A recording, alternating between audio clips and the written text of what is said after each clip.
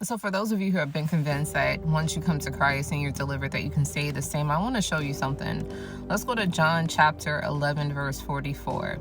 Now John chapter 11 is about the infamous resurrection of Lazarus, where Jesus literally brings him back to life from the grave.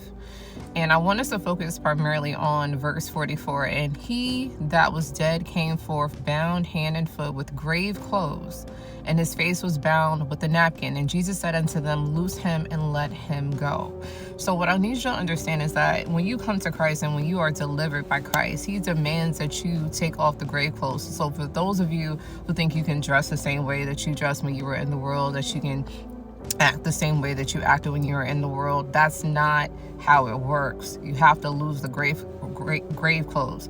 Now, you have to understand that this was a commandment that was made. Like, so for example, not a commandment like the 10 commandments, but Jesus said, loose him and let him go, right? So if there is someone who is walking around, they look the same way they looked before they got saved, they acting the same way that they acted before they got saved, I have to question, were they really resurrected by Jesus Christ? Were they really delivered by Jesus Christ? Because Jesus asked you to take off those clothes. So who are you really trying to impress? And for those of you who have been delivered by Christ but insist on acting the same way and dressing the same way that you dressed when you were in the world, I think you need to reconsider what you are trying to attract and the image that you're trying to portray. Jesus did not condone any grave clothes. Jesus is not in agreement with you wearing scandalous clothing.